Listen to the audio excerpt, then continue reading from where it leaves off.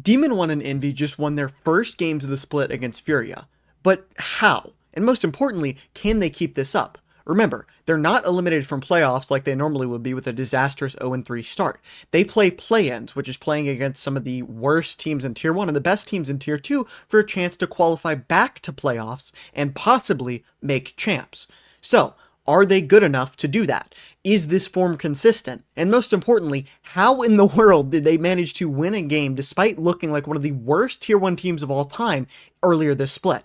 I'm going to answer all that in this video. Make sure to hit that subscribe button. It would mean a ton to me. I'm trying to hit 10K by the end of the month. And comment what video I should do. I've only done Demon 1 videos, so if you have a video you'd like me to make, comment it below. Maybe I'll make it. Now, let's get into it.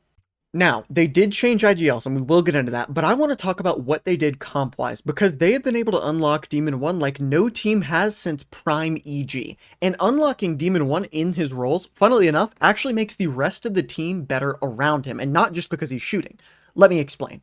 There are 5 players on Envy, as you know. Kesnet at this point is unfortunately a known. He's had some of the worst form of his career, and I'm going to be honest with you, I don't see that changing even with the different roles. He may perform a little better, but I don't think he's going to be the X factor this team needs. That is where you search for Demon 1 and Knights. Those are players who currently have shown they can win you a game. That's what they did here.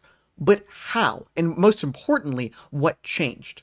Well, there's a funny little tidbit about Demon 1 this split. See, despite the team being terrible, he's played a ton of agents. He's played Cypher, he's played KJ, he's played Phoenix, and he did terrible on all 3 of those agents. I'm going to be honest with you.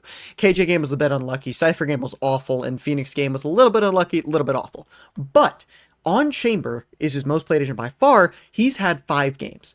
Every single one of those games, he has either top fragged or been second frag on the team. Now, stats don't mean everything, but most importantly, you can't get away with being a one-trick in VCT. I think Eggster proved that, and it just doesn't really make sense. Chamber's also not the strongest agent in the game, even like Eggster's Yoru was. So, you need another agent. But in him playing another agent, first of all, it's an agent that was thought of to not be playable by him. Everyone told you Demon 1 cannot play this agent. Who is it? It's Omen. See, the thing with Omen is he played Omen once on a Leviathan team that was awful. That's the tier 1 experience he has on Omen.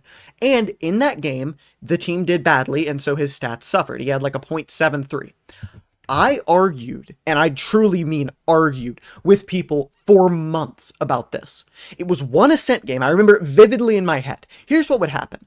Imagine Rossi right here is Omen, and imagine for a second that all 4 of his teammates are B main. They are going to go into B main and all die.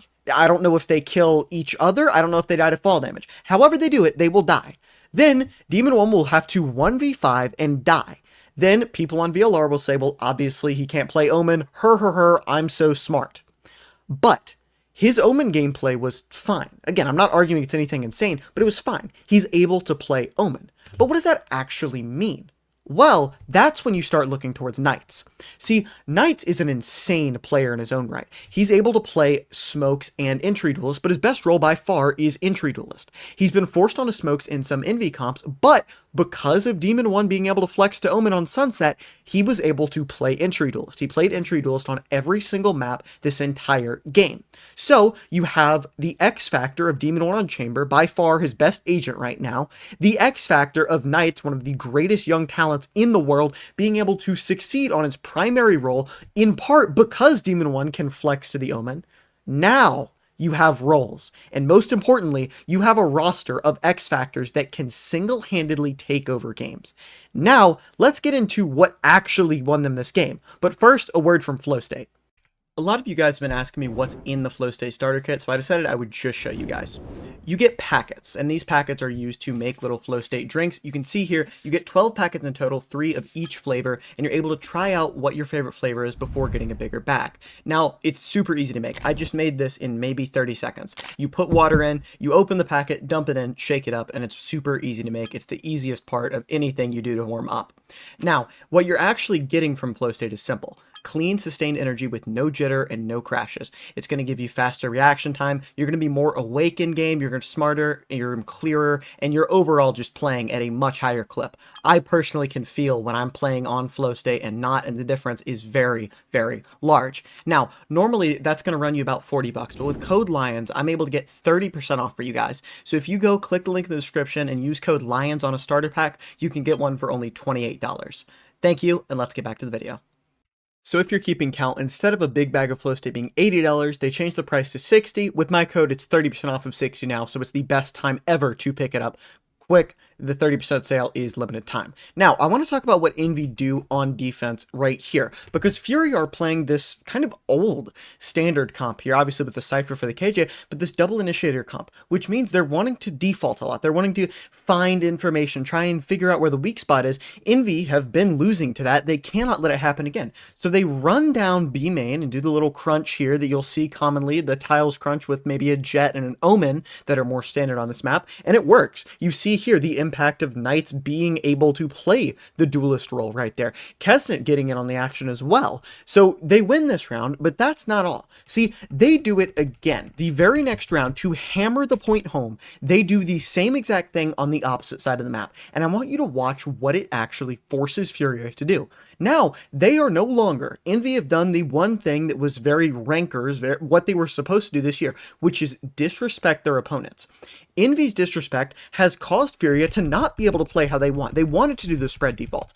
Now, if you look at this round, look, they're forced to be grouped up in B main. This is what happened, by the way, when Demon1 was on left. This is the Omen who had to hold the A space, everyone else on B. That was what happened there. They're forced to not play how they want because they're so worried that Envy will run them down if they're isolated. And Envy go on to dominate this game. It's great stuff, just the conditioning that they're able to do because of the disrespect. That's why it always kind of infuriates me when people boil down disrespect to, oh, they kill them, oh, you know, they run them down. There's a lot of game plan into running them down and what it forces your opponents to do. It's very, very, very good to see Envy be able to lean into that, even if it is against Furia, who I don't think are a top echelon team. I also want to talk about the opping situation, because it was a mess here. See, at the start of the split, Kesnet was opping for some reason.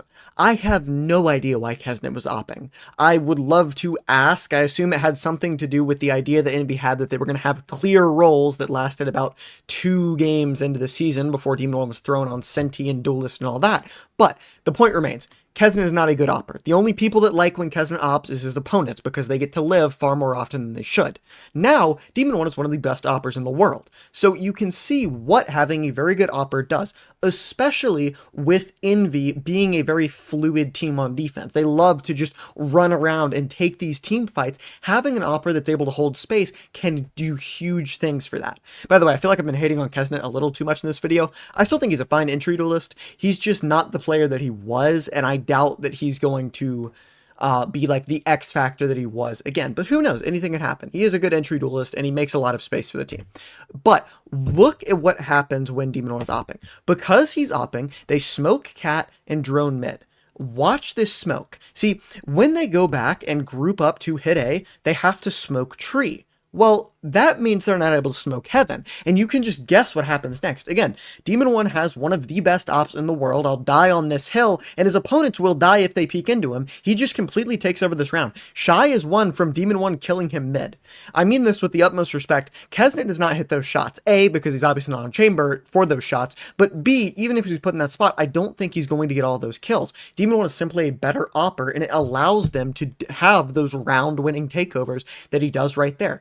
Great stuff. But let's talk about the IGL swap on attack, because Rossi is no longer calling. Now it's Glyph. It's been like that for the Lev game where they showed some noticeable improvement. I didn't make a video on it, but they did show some improvement. And now this game where they finally were able to win. So is his calling helping them be on the upswing? Let's take a look. One thing immediately stood out to me about this game. Number one, Kesnet had a much better game statistically, but also he was very, I think, consciously focused on being tradable and letting his teammates come to him. That combined with Demon1 on the lurk having the best raw aim of any VCT pro, in my opinion. Again, I was doing a Kovac scenario the other day and I looked. He was like 13th. And I don't know if you know how impressive that is. Look at this shot, by the way. You can hear the crowd like audibly gasp. Look at this again. There's no chance. But anyways, a lot of people on Kovacs are like dedicated aim trainer players, so it's impressive to get that high of a score. Anyways, look at what Kesnet's able to do. Forget the Demon1 3K, right? We know that's going to happen. He's the GOAT. But look at Kesnet here and the spacing specifically. He dies to a shock dart, but the rest of his team is right there. What does that mean? That Demon1 gets this kill, but then the rest of the team gets the trade, goes through, and they're going to win the pistol round, which should, as long as you don't have a huge choke, just completely eliminate Furia, right? This pistol, you go up to 11-3, it should be over, you get that W. Great stuff from MB, but let's take a look at the bonus round. The thing I love the most about this call is I genuinely think that part of this call was made because they did it so much in the previous map. See, on Sunset, Envy loved going for aggro into cutting noise and then re-hitting later in the round. With that in mind, I truly think Glyph makes this call to make a lot of noise, a lot of aggression towards B, get the run it back, and then go back towards an A player who is now completely alone. Calm has to go mid, again, a great drone to make that pressure mid, and Furia have Calm just sit here. For the entire round, he's sitting here, waiting. Sitting here, waiting. Well, Shy is then asked to be the hero on A. He is completely isolated. You cannot get more alone as an anchor player than this. And it's a 1v5 with a Phoenix ult. Now, he does make a really good choice here in not shooting the Phoenix ult here. Like, you can see him realize, like, okay, I need to get off of the Phoenix ult. I can tell by the outline it's Phoenix ult. That kill will not help me and it'll just reveal my position. But he goes 1-for-1 because all of the players outside of Demon1 are somewhere on this site, whether that be main about to get on site or what it might be. It's still goes into a 4v3, the rifle's dropped, you're able to recover that, and then you look. Demon1 goes 1-for-1 with the Sheriff, that's fine.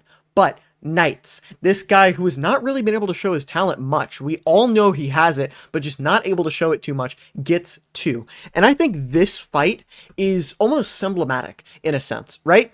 This is what Envy was supposed to be. A team that individually could win rounds that were lost. A team that individually could simply take over rounds. If you could think back to those fights where they just destroyed all of Furia in 10 seconds on defense. A team that could defy how Valorant is supposed to be played through sheer mechanical talent. This fight represents all of that.